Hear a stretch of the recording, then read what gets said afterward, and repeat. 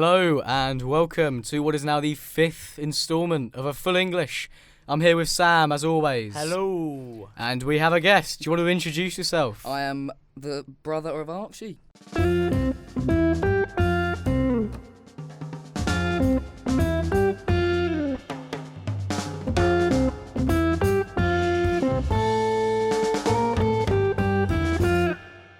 The brother Archie, and Yes, you have a name as well. I do I've have heard. a name, Brodie.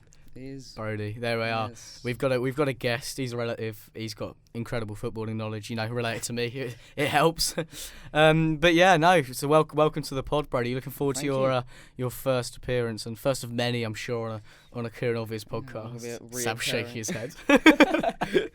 Brilliant. No, I'm looking forward to it. It's good. Yeah. Well, there we go. That's what we like to hear. I guess we'd better crack on with rounding up a few of the games that have happened. We've had a pretty stacked schedule over this last weekend. Where do we want to go to first, Sam? Should we go to the London derby, the Chelsea Spurs game, the ever eventful one?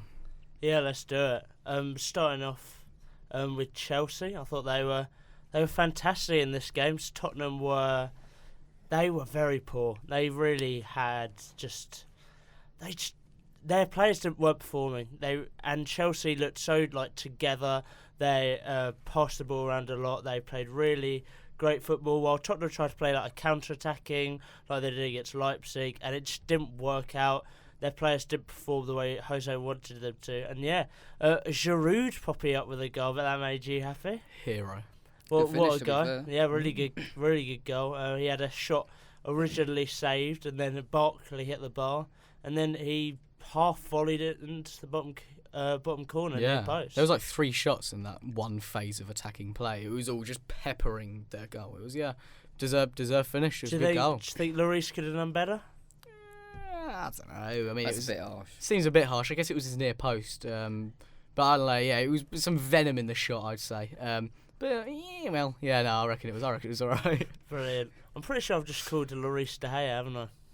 Sorry, I what? don't think you did. You No, alright? I don't think you did. Sam, are you alright? No, I'm a bit all over the place. Second goal. What? I'll just move on. The second goal, Alonso scored. Absolute bullet into the bottom corner from the edge of the box. A low-driven shot. Ross Barkley with the assist. The absolute England hero, who's definitely getting a call up in the Euros because Southgate's 100% incredible. deserved. Definitely deserved. Yeah. And Marcus Alonso, brilliant finish into the bottom corner. He doesn't usually start for them, doesn't he? No, not normally. usually No, Emerson. yeah, he got his chance in the lineup along with Giroud, and they both delivered. Both scored, yeah. They both delivered the goods. Yeah, Marcus Alonso had a really good free kick as well. Hit the bar, I Yeah. think. But yeah, He also had a shot which was narrowly over. He could have had a hat-trick. he could have had a hat trick. There we go. But he didn't have a hat trick. He scored one. Yeah. But he played fairly well. And there was a bit of controversy as well, wasn't there? We'll get onto that a little bit in more detail later. But yeah, then Rudiger own goal meant tetchy last couple of minutes One for. of the luckiest goals I've seen.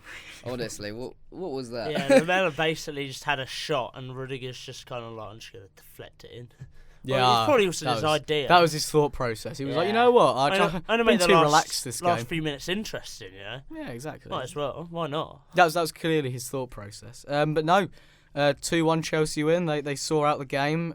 Big Willie still in goal, doing well, nearly getting his first clean sheet, but didn't. So there we go. Really, Cool. no, Chelsea maintaining that 4th spot now. Spurs dropping down to 6th thanks to United's win. Shall we move on from that London derby? Let's do it. On to Burnley. So Burnley, this got a controversial win, to say the least, against Bournemouth. Yeah, you could say that. 3-0 was the final score, but it could have been definitely a lot closer. The game started with VAR coming into play with Josh King scoring a goal, but VAR ruled it out for handball, which I'll talk about a bit later. Then Vidra put Burnley 1-0 up. He's been on fire recently. I mean, he set on fire. It's 2 He goals. was never to 2 really good games. for them when they got him, wasn't he? No, this is his first spell where he's done quite well, and he's gone from having a terrible goal scorer record to 2-2, which would definitely be a big confidence boost for him. He took around the defender and smashed it in. Then some more controversy where there was a call for handball in the in the Bournemouth penalty area. Bournemouth got the other end and score, and the goal's disallowed, and the ref gave a penalty for handball. The other way, yeah. Yeah, to Burnley, which was it wasn't Bournemouth's day. I mean, then Rodriguez scored the pen to make it 2-0. And Dwight McNeil has been man of the moment at the moment for Burnley. A really good prospect. As we'll hear later. As we'll hear later, made it 3 from outside the box. And Burnley... Harsh on Bournemouth. Definitely harsh Very on Bournemouth. harsh. But at the end of the day, I think Burnley probably deserved to win the yeah, game. The scoreline flatters them a lot, I'd say. But Burnley definitely deserved the win in this particular outing. A tale of two sides, really. They play quite differing styles of football, you could say. You got Sean Dyche's beautiful, sexy soccer, and Eddie Howe's, lump it up the pitch kind of play. It's disgusting to watch. It's that way around. 100% is that way around. Shall we go on to the Southampton Villa game? Yes. Okay, good. Let's do it. Southampton won this game 2-0. Putting Aston Villa in a very dangerous position down at the bottom of the league. Wouldn't be surprised if they were relegated. Shane Long opened the score for Southampton with a flick at the near post. Rayner couldn't really have done much, and Villa just tried to respond, but they didn't look great. Peppered all game. They tried to get some momentum, but it never worked. And Southampton deserved to win this game 4-0. Yeah, they had 28 shots. But and the last goal was just because Pepe Reina just decided to take a stroll down the pitch. Instead of fully running back, he just... It wasn't the quickest return down the pitch, was it? I mean, he's an old man, bless him. Old man, he's 37. Like he was walking the dog down the... Yeah, for a footballer. Yeah, but old man's harsh when he's not even in his 40s. He's one of the older footballing men. And he... Weird way of putting it. Yeah, I put it in a really weird way, but he's one of the... he's coming to the end of his career, let's say, and he's a goalkeeper who aren't renowned for being quick. So the fact that I'm not cricicising him for not getting back. It's just quite funny. I feel like the effort wasn't quite there, though. Yeah, he was like, you know what, we've lost. I've faced 28 shots today. I'm just going to walk even back. If he did try and sprint back, he wouldn't have made it anyway. He's getting nowhere near that. Exactly, and Adams with a really good ball to Armstrong, just an open goal. Yeah, first trickier finish than people are giving him credit for. It was an open goal, but it was 25 yards out first time, and he had to hit it first time. It was right in the bottom corner as well. It was well placed. I mean, it didn't need to be, but no, he did it anyway. This game was Jack Grealish was actually terrible, and no one will talk about it because he's an English footballer. Yeah, but Jack Grealish was absolutely woeful. He kept giving the ball away. He had a terrible game. Don't bring him to the World Cup. He's awful. Oh, wow. All right. I think that's a bit a little bit of a stretch. If he can't do it against Southampton, he can't do it against Croatia. Yeah. Okay, fair enough. I can sort of roll with that. But then again, Chelsea lost to Southampton, and Tammy Abraham couldn't do it against them. So we're saying we're not bringing Tammy Abraham now? No.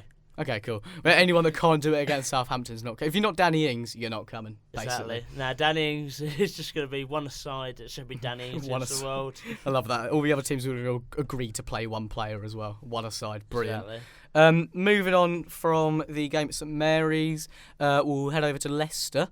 Where VAR was at the centre of attention again. We're trying to avoid talking too much about VAR because we've got it in the later section of the podcast. But a 1-0 City win.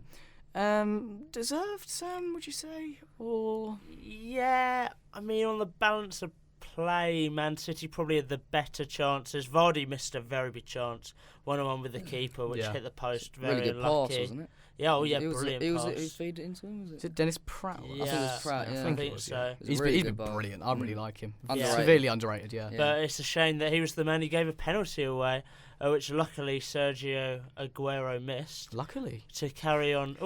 Luckily for him. Oh right. Sergio Aguero missed, which carries on Man City's poor penalty-taking form, as recently they've missed a few. But then Gabriel Jesus saved City in the end after Morris played him through, and and he scored at the near post, beating Schmeichel, who had a really good game. Schmeichel it was really unfortunate for Schmeichel. Yeah, the penalty save. Good finish, to be fair. Really good finish. Yeah, he sort of lets it run across his body and just nips it in the near post. Yeah.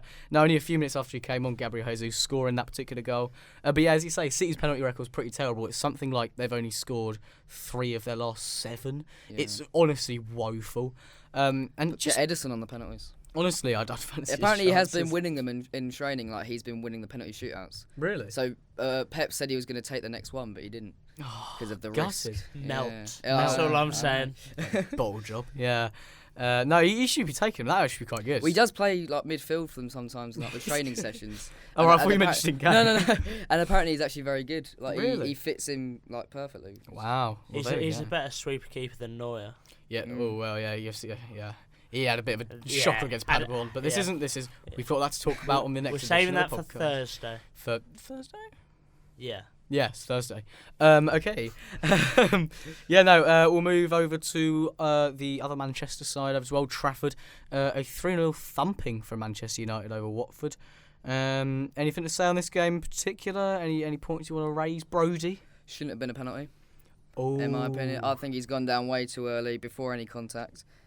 Maybe if he took an extra step, it would have it would have created contact to be a penalty, but I wouldn't have given it.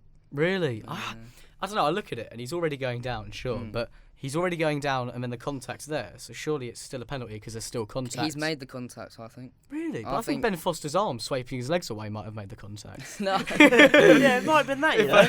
If I were to guess. I wouldn't say he swiped his legs away. I think that's a bit far. I think it was the gust of wind. Blew his legs away. Yeah, just a big gust just blew him over. I don't know. It wasn't a clear cut penalty, and the commentators were trying to make it seem like it was. But I do still think it was a penalty. But I do see where you're coming from. Can we just quickly talk about that Martial goal? Oh my! What a goal! That was unbelievable. What a goal! Oh, that was such sauce. Honestly, it was just really good. Just the little turn and then the cheek to chip him. Yeah, no, he's great.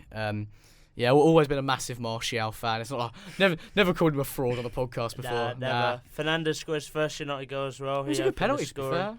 Not one of those. It's that little Jorginho step thing. Stutter, very similar. Greenwood finished the route. Yeah. With a great finish in the top corner. Yeah, no, he did do well, Greenwood, to be fair. No, it was a good finish.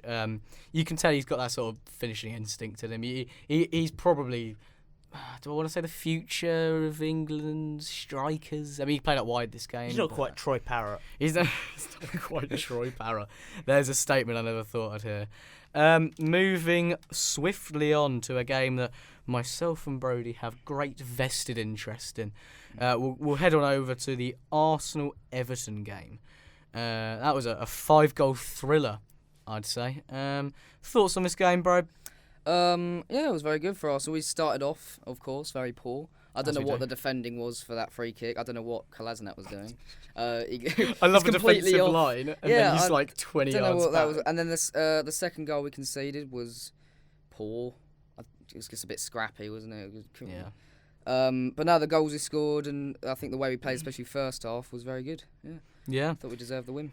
No, completely. We made for that first goal, we made Calvert-Lewin look a little bit like Zlatan Ibrahimovic. It was a good finish. It was a good finish. Yeah, very acrobatic attempt. But Saka with another assist, bringing his tally up to double figures. I don't think he played that well that game though. Do you not think? Especially second half, I think defensively. True, and, he did give the ball away. And he gave the ball away a lot, and I think even defensively he got done up a few times. But I don't know. Not a defender. Yeah, no, he's not. To be fair, no. I think that kind of highlighted that. Yeah, no, and Nketiah got his first Premier League goal of the season.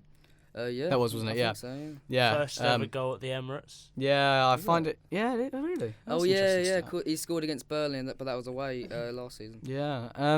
No, I find it funny because people on Twitter were calling him a tap-in merchant. Bit harsh. I mean, he was flying through the air and he's quite high. I mean, tapping merchants. If he started for Leeds, they'd be in a much better position than they are now. But Bielsa's Bamford love affair continues long on into the season. Yeah, but yeah, no, 3-2 Arsenal win, deserved, I'd say, considering the performance throughout the game. And yeah, Aubameyang popping up with a captain's double. Shall we quickly, just the other Premier League scores, just rattle through them. Palace at home to Newcastle beat them 1-0. Sheffield United drew 1-0 with Brighton. And Wolves beat Norwich 3-0. And we've got a game coming up. Well, it would have happened by the time this podcast is out, I'd imagine. But yeah, Liverpool West Ham. Do you want to do our Championship game that we've earmarked, Sam? Yeah, let's do it. We have earmarked Birmingham against Sheffield Wednesday. A thriller. You are sitting there thinking, wow, what? I bet this was a classic. And it actually was. It was 3-0. And it was Birmingham who, I don't know, should have possibly won this game. Birmingham went in the lead. Jacob Murphy with a brilliant finish into the bottom corner. Shame he's a Sheffield Wednesday player. Own goal, nice little volley. So he put Birmingham in front before Barry Bannan. Former Premier League icon. It's a blast from the past. Like Aston Villa. Aston Villa. The long goal merchant. The long shot merchant. What a player. Long shot merchant. Yeah, he scored from 20 yards to equalise. Then Lukas Jukovic once at Burnley put Birmingham back in front 2-1 into the far corner inside the box. Forestieri Carry on. Forestieri equalised though again for Sheffield Wednesday from the penalty spot before Jacob Murphy thought he secured all 3 points for Sheffield Wednesday. This time in the right net. Yeah, this time on the right net. Good of him. I just drilled the ball into the bottom corner for 3-2. But then no, it was Stoke icon Scott Hogan who volleyed Birmingham into a point. No, that doesn't make sense. I mean, technically it does. He volleyed them into a draw, which then gave them a point. Yeah, no, let's go with that. Yeah, we'll roll with it. Sounds weird, he but volleyed sure. in from 6 yards out to equalise in the 91st minute. And in a thrilling encounter, ended as a draw. Yeah, well, you could tell Sheffield Wednesday were desperate at half-time when they brought on Connor Wickham. You could tell they were really going for it. And then they brought on Stephen Fletcher. So, I mean, it just doesn't get better than that. Connor Wickham's an underrated striker. Do you think? Championship level was. Oh, right, okay, fair enough. I've only seen him in Premier League. And he wasn't as bad as people made him out. To be No, true. He was pretty terrible. I mean, the lack of goals didn't really help. I mean, the lack of service didn't really help. Wilfred Zaha's a bit of a fraud, and Andros Townsend is. It's true. Yeah, no, it is I true. think it is. I think this season especially. Yeah. He's not been great this season. I think a fraud's harsh. I think there are centre backs with better stats than Wilfred Zaha Yeah, this there is season. Lewis Dunk, yeah. Exactly. Yeah. I mean, what they wanted? 80 million? Yeah. Yeah, exactly. He's nowhere near 80. He's million. like No. 40 max. Yeah, I'll take a packet of quavers for him. Ex-Arsenal player Dan Crowley came on for Birmingham City. Just figured I'd give you that pointers update. He's been really good for Blues. Really? Yeah. I want to know how he's getting on, actually. He's been doing well this season. I like him. Yeah, he's had a good season for them, starting quite regularly. There we go. Well, that's interesting. Shall we move on to the next segment of the podcast, which is Twitter trending? Yeah, we got segments. Shall we get on to our first part of Twitter trending? We got Dominic Calvert-Lewin, as we alluded to earlier. Sam, why is he trending on Twitter? He's trending because A, he scored a bicycle kick Bowler. against Arsenal, and B, a lot of people are campaigning to get him in the England squad. Campaigning on the streets. Yeah, they got Calvert-Lewin got their shirts. flyers. Get him in! They're rioting outside Harry Southgate's Kane's a house. fraud. We want Calvert-Lewin.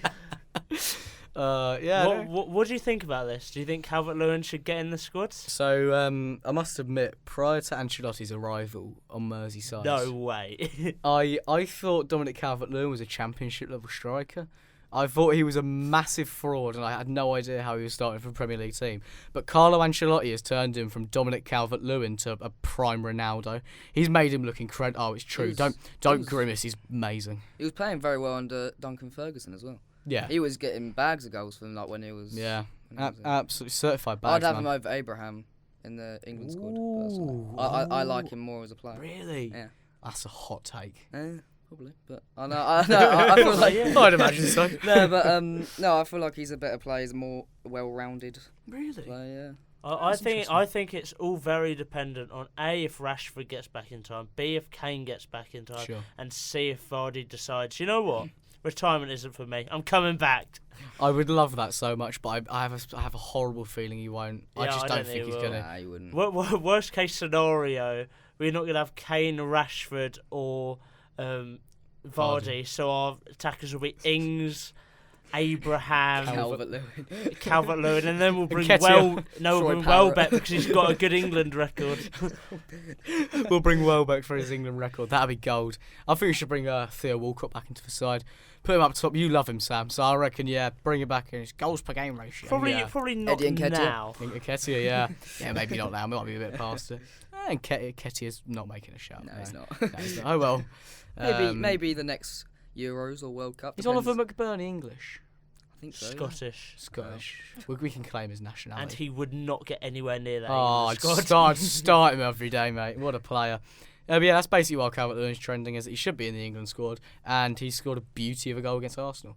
Well, our next one on Twitter trending is more of a happy birthday than anything really detailed. So Dennis Law,'s 80th birthday. Happy birthday, mate. I remember him well. He was one of the greats when I was growing up. I'd see him, playing on the streets of Scotland. I don't know, yeah. He's won a Ballon d'Or, the only Scottish player to win a Ballon d'Or. He won it in 1964 and is Scotland's joint record goal scorer alongside who? Alan Hutton. Alan Hutton didn't score any goals in 50 games for Is it Scotland. Not? No. Oh, gutted. Kenny Dalglish. Fuming. I love the fact that... Let's pretend it's Alan Hutton. We can pretend. Well done. You'll all believe us. Yeah. He's the second Scottish player to win the Ballon d'Or after Alan Hutton, right? Oh, of course, yeah. Dennis Law won it after Alan Hutton, yeah. Happy birthday, Dennis Law. It's his 80th. 80th is a big one. That's a lot of candles, that. That's a lot of years, a lot of candles, yeah. I love him. I don't love him. I don't really know who he is, to be honest. No, I do know who he is. I don't know Alan who he Hutton is. is. No, not Alan Hutton. No, Dennis Law. Christ. Alan Hutton's far more than Dennis Law ever was. But happy birthday. Yeah, everyone knows who Alan Hutton is. They do. Yeah, happy birthday, mate. Our next one we could be on for a while. Should I just go through the next two and then chuck on VAR at the end? Just because we're going to be on VAR for a while. You've ruined it now, haven't you? I know. The suspense was... I've ruined the podcast. Apologies. Our next one we've got is Eden Hazard. While he's not strictly English football, why is he trending, Sam Cole? He has been ruled out with of the City game in the Champions League through injury. And this comes as an injury he'd already been out for 3 months previously with. And he's missed more games for Real Madrid already than in the years he spent at Chelsea. That is mad. That's a ridiculous stat. He's been... It's unfortunate, really. He's been plagued with injuries since he's gone out to Madrid. I don't know. I mean, I guess he would have done fairly well against City if he was healthy, but he's not. So he hasn't been doing that well for them though when he has played. Yeah, no, he hasn't really just a bit fat got now, going. isn't Jeez, yeah, he is. got going there, isn't he? No, not particularly. Yeah, no. Madrid fans have been kind of annoyed at him because he's not very good. And they wanted... Who did they have banners up with? At their signing, they were like, we wanted Neymar or something like that. Was for Hazard. They wanted Mbappe. Yeah, that was it. That's and it, they were all Hazard, shouting for him. Yeah. We want Mbappe. Sorry, Hazard. the privilege. Oh my God. And they just spent, like 100 million or probably more than that on Hazard. Oh my God. And they were shouting for Mbappe. The absolute privilege of Madrid fans. Real Madrid fans. But yeah, Hazard, hope you get better soon, mate. On to... You won't be listening, but if you are, I hope you get better. Let's go on to our next part of Twitter trending is Ruben Loftus-Cheek. From one ex-Chelsea player to a current Chelsea player. Why is he trending, Sam? He is back from injury after being picking up an injury all the way back in May 2019 in a friendly, I think, if I recall correctly. And yeah, it's just welcome back, mate. Was that the same friendly that Hudson-Odoi also did his Achilles? I think it was. Yeah, and I think it was the same friendly that Robert Green made his debut. Oh, well, there we go. That's what you get for playing with Robert Green. Two of your best young players just get, season-ending injuries. Start him in that Chelsea squad? Ruben? When he's fully fit. I like him. No. I think he's a very good player. Get in the England. How come? He wouldn't start for him. Really? Not this season. Jorginho's been brilliant. Kovacic's been brilliant. And I'd say further Kante's forward. been decent. I was thinking more further forward, maybe like the attacking midfielder. Yeah, they play. Mount recently hasn't been. Yeah, but they play like a 4-3-3, and I can't see not Calvert-Lewin. I can't see Ruben Loftus-Cheek playing out wide.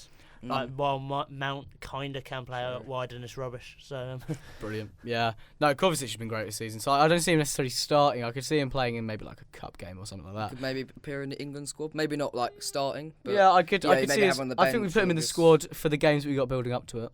Fair enough. Yeah. I wouldn't. Really? I think there's a long list of players that deserve to be in that squad Yeah. who have got more game time. Yeah, true. It does seem throwing him straight back Still in. got, like, I Maddison reckon. and, Yeah. you know.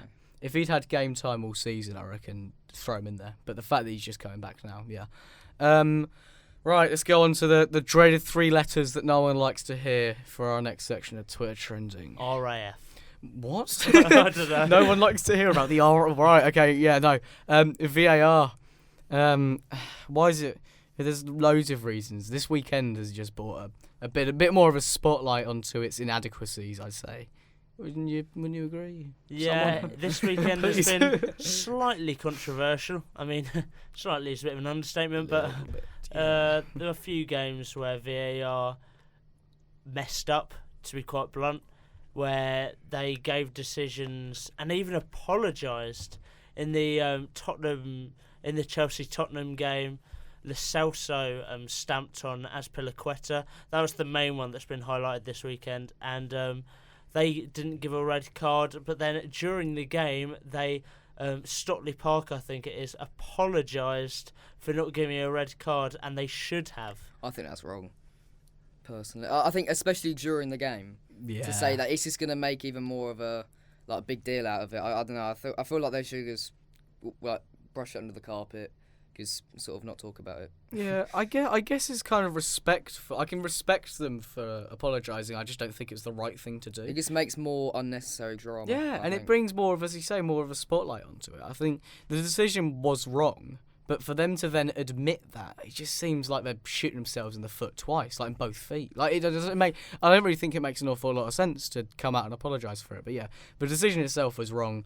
And this is the precise reason referees should be using I don't on-field think monitor. they should have. I don't think they should have apologised during the game, but I think they should have apologised for it because people would have gone to them and said, "Is this not a red card?"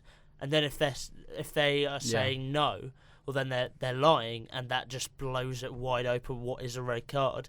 Like they were always going to have to apologise for it. I just don't think they did it at the right time. Yeah, no, I can see that. I can see that. I don't know. Yeah, admitting to your own faults, considering the amount of controversy surrounding VAR at the minute, does again seem like you're sort of backfiring a little bit. But I mean, yeah, the way they did it was wrong, but I can see why they apologise for it.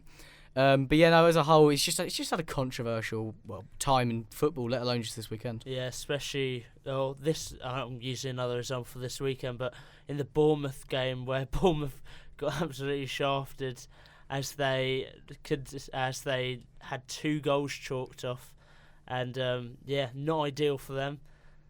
Yeah, no, completely. Not really ideal, but there we go. And the Troy Deeney one as well. Yeah, and the Troy Deeney one. I don't think that's a handball. Yeah, His arm is in a natural position. I don't understand how that's. Well, that's not the like a handball rule, natural- though, isn't it? But his arm's literally by his side. I don't see. Yeah, but how- that's so the rule where else is he's supposed to put it. Yeah, no, I completely agree with you. But the rule that maybe they've it's got the rule. Yeah, it's probably is if it hits your arm or your hand at any point in the attack. Sorry, you're dropping mini eggs. Sam's dropping mini eggs everywhere. Where was I? The handball. Yeah, the handball rule is that if it hits your arm at any point in the attack, and it hits an attacking player's arm, it's handball wherever it is, and that's. I don't think that particular instance is VAR's fault. I think that's a just the fault rule. in the rule. But Yeah. what Who about made that rule? Sorry, that Yeah, is it's fine. It's terrible. Whoever it was, yeah. I swear it's different for attackers than it is defenders. Yeah. Like, if it hits, It makes no sense. it's like if that was a defender that hit the arm, it's not a penalty. Yeah. But then if it hits an attacker, they Give just it the allow other a way. go. It's like What about in the Don't see the Bournemouth things. game as well? Because they had 2 decisions that were handballs supposedly, but both of them I'd say hit their shoulders. Like I know the one with the penalty incident, they might have moved their arm a bit towards it, but I still think it hits their shoulder. And it's going back to the McBurney incident when he scored against Sheffield United, against United early in the season. That hit his shoulder, and they gave the goal. Yeah, is that the one where they gave the penalty after Bournemouth going out the other end and scoring? Yeah. So, or the billing one. Yeah, true. The billing one makes no shoulder. sense. I think the one that was given against Bournemouth for the Jay Rodriguez penalty that he scored, I think that probably was a penalty, just because of the movement that he's made towards it, and it's more upper arm than shoulder, I'd say. Whereas the billing one, you can make a complete case for it being just shoulder, to be honest with you. But yeah, as a whole, is there anything else you two wanted to add on VAR? Feels like there's a bit of like a grey area between if it's upper arm and shoulder. There's no like definitive point where they sort of give it, and I feel like they don't really know what what the difference is, sort of thing. Yeah, agreed. That's a big issue completely, because there's no obvious point where it turns from shoulder to arm.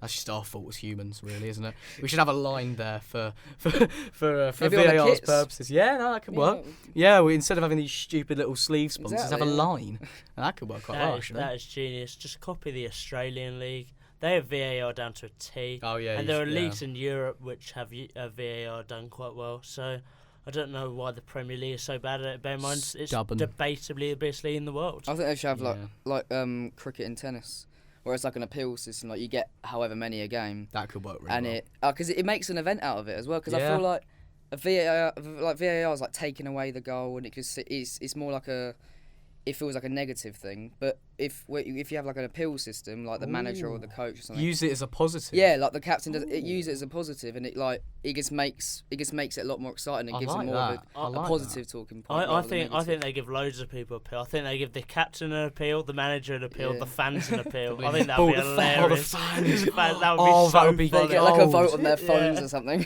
That would be perfect. Oh yeah, no, I can fully back that idea. Get the fans more involved in football. Exactly. Yeah, no, completely. That'd up attendances, wouldn't it? If you actually had a say. Yeah, literally. Yeah, that'd be properly bringing them in. I could fully get behind that. Brodie, Sam, we're taking it to the FA, boys. We're gonna pitch this right now. All right. So yeah, we've already pitched it, but yeah, we'll send it to them. Move on. Let's move on to our next section. That is the state of this. We've got a couple of things that we've earmarked. The first thing, they're both fairly broad subjects. The first one is heading. Very broad. It's been earmarked simply because the FA have brought in some guidelines about heading. What particular guidelines have been brought in, Sam?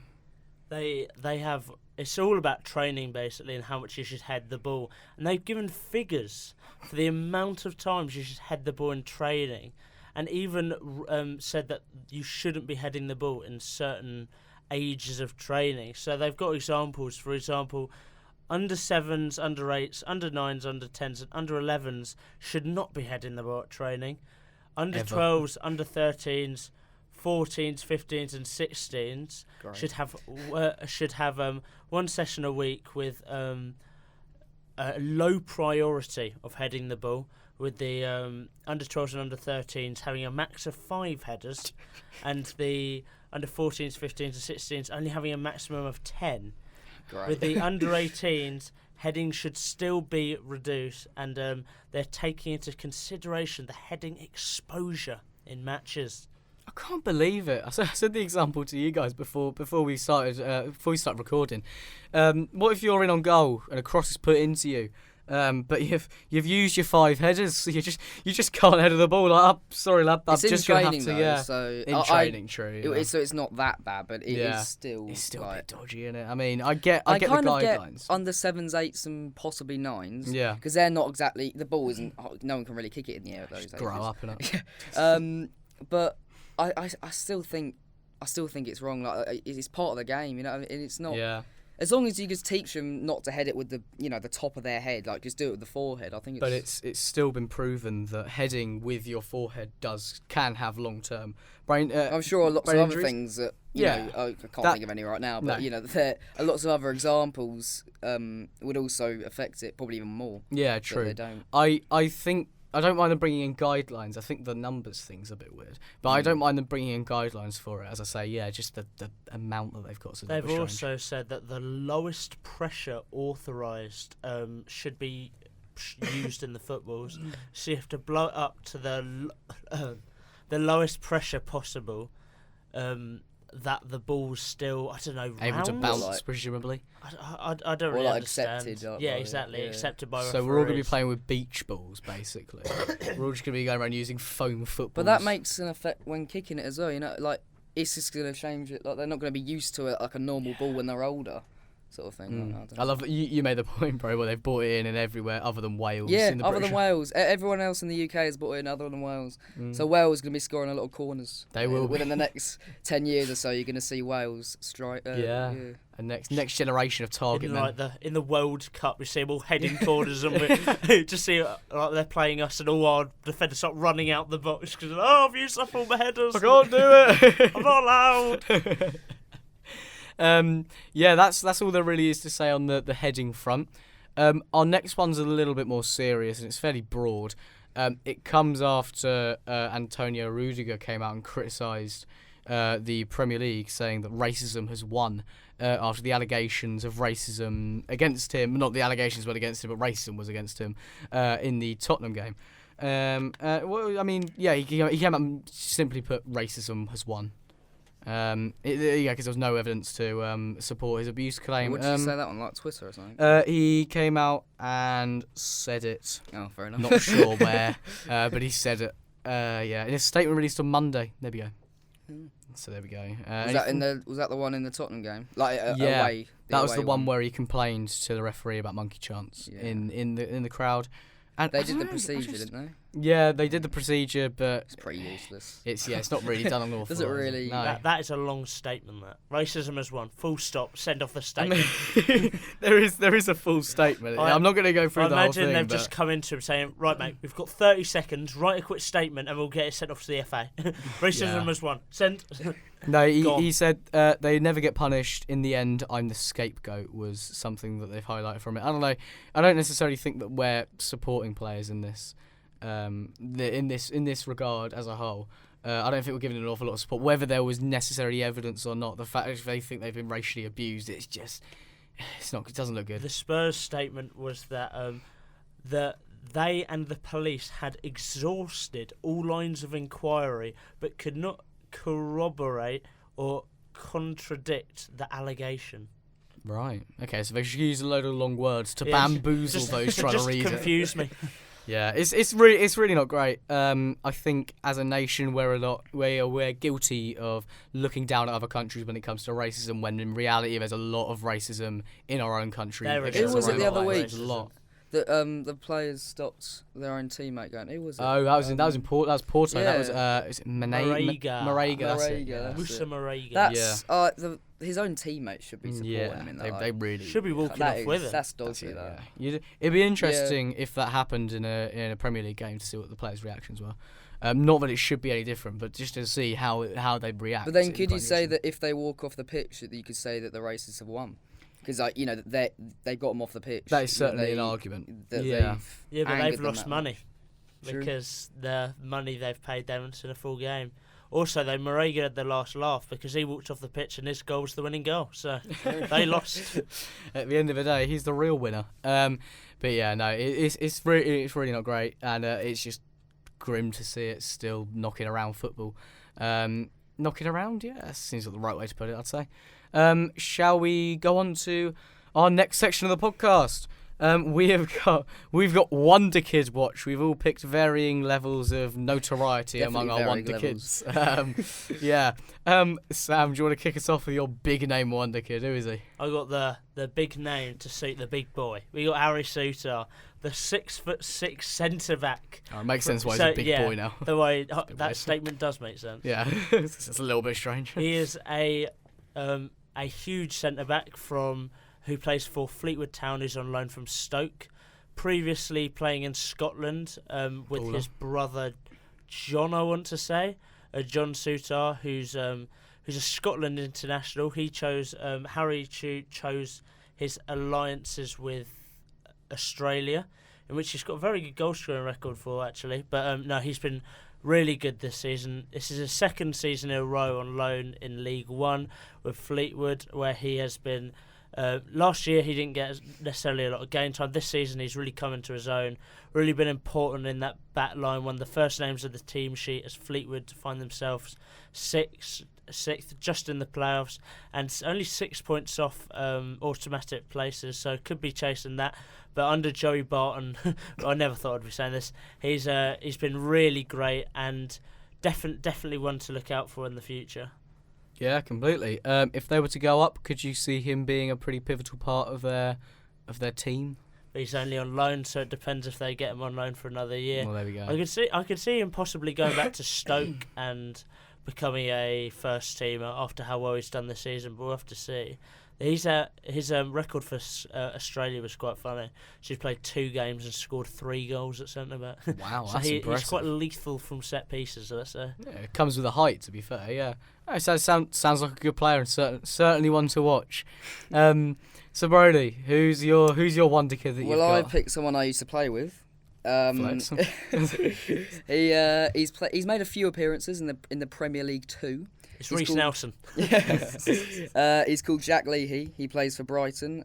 He's predominantly playing in the under-18s, but he's played a few games in the under-23s, and he's got a couple of assists. I think he might have got a goal in the FA Youth Cup. Did indeed. Yeah. Remember it well. I think yeah. Classic. He's an attacking midfielder sort of player. He's quick. And he's probably the best player I've ever played with. Skimmed me a lot of times. But you've played with me, Brodie. Come on, hold it. It's awkward. He's a very good player. You never know. He could become Brighton's next big star. Yeah, very unlikely. Could be the next. Yeah, probably quite unlikely, but you never know. Could be the next Aaron Connolly. You never know. Exactly. Those heights. I don't know. I mean, playing at standard high. Playing against him, bros. What would you say his key attributes are as a player? His pace more than anything, I'd say. Well, I did play with him when he was like an under-15, so he's probably evolved. Evolved. Christ. He's probably changed since then, but no. When I played with him, he was very fast, technically very good. On the ball, shooting, dribbling, all of that. But he was a good player. One to watch out for then in the Premier League too. Certainly. What assists wise? So he's got a few. Yeah, he's got 2. All right. Okay. Any players? He's got more than Hudson-Odoi, Bellerin, and a few more. A few more. Yeah, there we go. A few more. Some Michy Batshuayi. That's it, Batshuayi.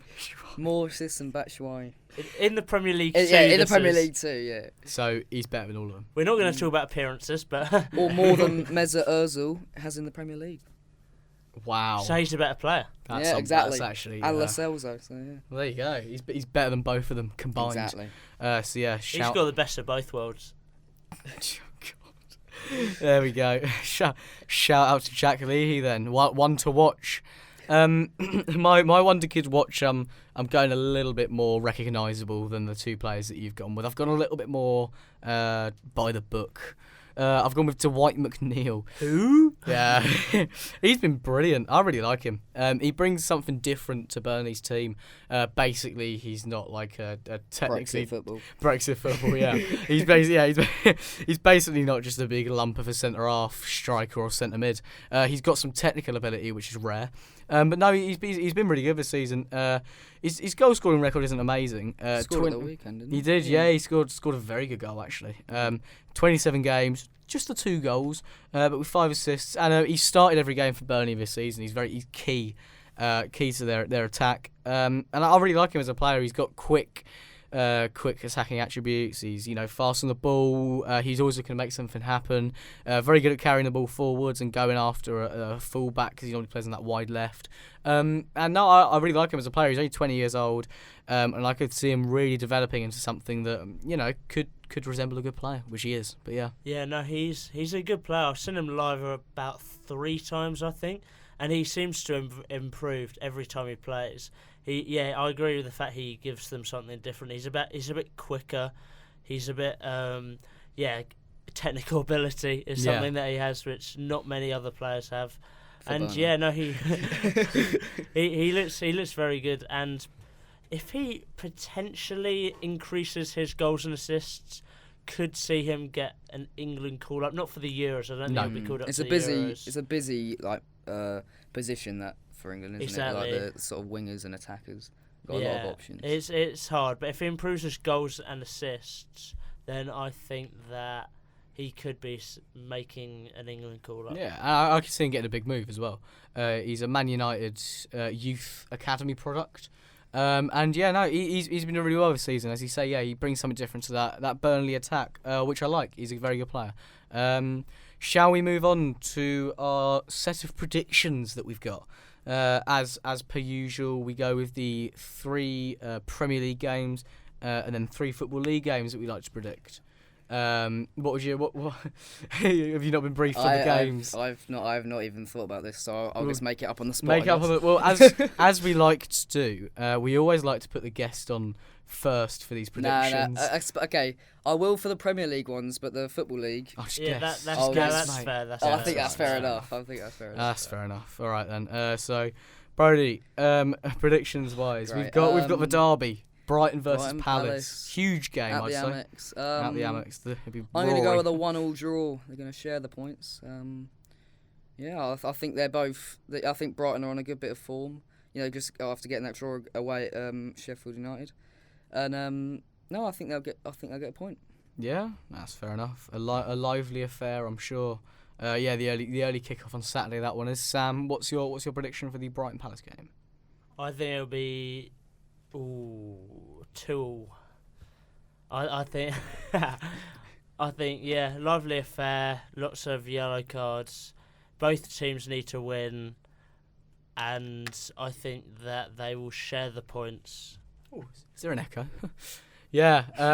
Well, I'm gonna join you two on the drawing front. I don't think there's an awful lot to split the two sides, but I'm gonna go with a slightly less exciting affair, 0-0. Yeah. I'm gonna go 0-0. This game's being shown on BT. It's got nothing to do with it, but I reckon. And that is why it's gonna be 0-0. All right, BT, mate. Being shown on BT Sport 1. You know, it's gonna be a 0-0 draw. Yeah, I can see both teams cancelling each other out. They've not got amazing quality going forwards. And yeah, I could just see this being a cagey affair. And yeah, I'm sure the Amex will be absolutely buzzing. Anyway, let's move on to the West Ham versus Southampton. It's a random game to pick out of the weekend's fixtures. I just thought that it's a bit of relegation battle, a very important game. That is true. I don't think Southampton are going down. They're definitely not. They're like doing. It's not much of a relegation battle. Yeah, they're like mid-table. I would say 2-0 Southampton in that game, personally. Do you reckon? Who do you reckon's gonna get the goals? Danny Ings will get both. There we go. Yeah. We're gonna put you on the spot there and Exactly. see how you went with. Yeah. All right, I'll rate that. Do you reckon West Ham's going down? Ooh. No, I think David Moyes would keep him up. I don't think he's that bad a manager. Personally, I don't think they should go down, but part of me can kind of see it. The amount of money they've spent, like Yeah. 40 million. Genuinely, if they went down, my mate was saying it, they could genuinely do it at Sunderland. Because if they go down, they've got so much. Big stadium. Yeah, huge stadium they don't actually own. Yeah, they've got. I don't like the stadium. No, as a football stadium. Yeah, we've been there, Sam. We know it. we've slated it before. We've on the podcast. we've slated it. Yeah, we have. We've done that before in Golden Sullivan's box we were in. But yeah, no, we. Yeah, I don't see them necessarily going down. I could see it happening. I just don't think that they will. They've got too much of a Premier League infrastructure in place already. So I think they should stay up, considering the amount they've invested. But 26 games in now? Yeah. I think it's 26 games in. 26 games in. Because they haven't played tonight. Oh yeah, well, they'll lose that as well. So but no, I think especially that far into the season, It's worrying. I mean it's crowded at the bottom of the table. So it could go either way. But I think they definitely could go down. I could see it. They happening. desperately need all run of form. Oh, 100%. They really do. I think there are 4 teams that could go down, and despite being in the relegation zone, I don't think West Ham are one of them. I think it's Norwich, Watford, Villa, and Bournemouth. That's 4 teams. Yeah, that's what Yeah, I he said. said 4 teams. Yeah. Oh no! I thought you said getting relegated. I thought you said getting relegated. Oh, I You said see. No, 4 teams that could go down, and I see. Okay. I don't think West Ham won. Could you not see Brighton being Maybe- actually yeah, spoke no, about this before? no. Yeah. I don't know. I'm not sure. Analysis. Sort of size. Ooh, they might. Ooh, I don't know. Ooh, you sound like you're in pain. No, I don't think. I've said before, I don't think they will. I still don't, but they're in more trouble than I said they were last time. Yeah. So what's your score prediction, Sam? West Ham, Southampton. Yeah, I did forget the game for a moment. Brilliant. 2-2 again. 2-2 again. Ooh. Yeah. Okay. Is there going to be a theme here, or all of them going to be 2-2? Yeah. Cool. I'm going to go differently to you guys. As I say, West Ham desperately need a run of form, and Southampton have been doing fairly well recently. But I see this being the game that West Ham turn it around. Right, I'm not going to go, too drastic. I'm not going to go 5-0. I'm going to go 5-1. West Ham. Wait, you actually? Yeah, West Ham are going to beat enough. Southampton 5 goals to 1. You heard it here first. In a lively 3:00 kickoff. I can see it being an absolute incredible game. Lively 3:00. There's never Has been a anyone lively ever 3:00 game. No 3:00 game is ever lively. But yeah, no, I can see West Ham bouncing back, and yeah, I mean, logically, I don't think we're going to score 5 goals, but part of me just wants to see them just rack them up. Alair-Atrick. Yeah, I could see that being the case. Yeah, West Ham win for sure. Next game we've got is Spurs. They're playing. They host Wolves. Did you say Spuds? Yeah, I might have. they host Wolves. What are you going with this? This is the 2:00 kickoff on Sunday, the 1st of March. I'm going to go with Spurs 1, Wolves 2. I think Wolves are going to get the away win. I think good form right now, and Spurs aren't in great form. I think they're going to win 2-1. Yeah, they're not very good, are they, Tottenham? I'm not a massive fan of theirs in any respect, really. No, I could back that. Sam, what are you going with? I'm going to mix it up. I'm going to go Tool. I'm joking. Actually, am I? I'm going to go Tool. Yeah, I think that's... I'm going to go Tool for the 3rd time in a row. I just think that Tottenham and Wolves should cancel each other out in a 2-2 draw. By scoring two goals each. That's fair enough. Yeah, it could happen. I reckon if you go 2-2 for every game, one of them's bound to be not 2-2. I mean, I've predicted 3 games so far, and I think there'll be 12 goals. You're going for a really high-scoring weekend of football in action. I'm going to go with a Wolves win, similarly to Brodie. I'm going to go for another high-scoring affair. I'm going to go 3-2. 3-2 Wolves. They like a good 3-2 scoreline, Wolves do, and I reckon Adama, coming back from a slight knock, I reckon he'll do bits and score. He didn't start at the weekend. No, he didn't. No, he had my fantasy team and he got 1 point. Disappointing. But he didn't start. But hopefully he'll bounce back from that injury and score a hat trick against Spurs. We'll go on to the Football League, kicking things off with the Championship.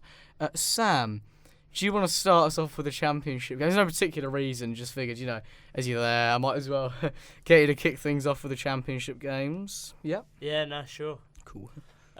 I think it's Cardiff against Forest. It's a big game for Forest anyway, as they look to continue their playoff push, not their playoff push, their automatic places push. I think they're well consolidated in the playoffs now. They've got a huge 3 points to the team not in the playoffs, but I think they'll stay in the playoffs. Yeah, brilliant. I'm just buffering at the moment. Cheers, Jeff. Be back to you in a minute. I don't think that Forest will get automatics now. I think they've not been in the best form recently. They've lost 2 in their last 5, not particularly ideal. And Cardiff look almost revitalised under their manager they've had for a while, but relatively new this season. And I think that it will be a draw. Another draw. I think this will be 1-0. I'll mix it up. 1-0. He's changed it up. Fair enough. Well, Cardiff lost their last game. They've also lost 2 of their last 5. Cardiff lost 2-0 to Stoke in their last game out. And I think, the fact that they average 42% possession per game really isn't going to help them against a Nottingham Forest side that really could dominate this game. Never mind that pass accuracy of 63%. Oh, of course, God, that'd be foolish. We're just whipping out these... Where are you getting these stats from? Yeah, I don't know, mate. We're just whipping out all these head, stats. Yeah, I just know stats, mate. Anyway, a score would be nice. I'm going to go Cardiff, because of their lack of possession that they seem to average, I'm going to go they'll lose 2-1 to Nottingham Forest. Brodie, give us your insight into this particular I'm going to fixture. say a 1-0 Forest win. Who's I going think to they're score? gonna. I think it's up for debate, that one. I think it's up for debate, that one. Yeah. John Bostock. Yeah, That'll be him. Bostock. The Barcelona legend. Yeah, I think he'll get the goal. Yeah, that's fair enough. No, I could certainly see John Bostock getting the goal. The guy's played 3 times this season, just getting 1 assist and no goals. Oh dear. Okay, yeah, let's Joe move on. Lolly would have been probably a sensible bet for goal. Why don't you scorer. kick this one off? Or Lewis Graben. Why don't you kick off this prediction? Zach Clough. Which prediction would I be kicking The off, Brodie? Coventry-Sunderland game. Well, Coventry What Sunderland. would you say for that one, Arch? Well, it's a big game. It's a big game. Coventry. I'll save you. No, it's fine. Sam, I've got Coventry it. are Sam, second, Sam, Sunderland Sam, in 4. I've got it under control. All right. Okay. So basically, right, tomorrow. This will be the day you listen to the podcast. Sunderland play. So they've got a bit of a stacked fixture list coming up. So, I don't necessarily see them winning this game, but I also don't see them losing it, which is why I'm going to go with a draw. I see both teams cancelling each other out, as we say fairly often. I see it being a fairly cagey affair between two sides vying for promotion. But yeah, no, I reckon they'll do all right. I reckon it'll be a 1-1 draw between the two teams that are playing. So who are we moving on to now? Brodie, I reckon we move on to you. Right. I'm gonna go the 1-0 Coventry win. Yeah, I think at home, the home advantage. I think they're gonna. At St Andrews.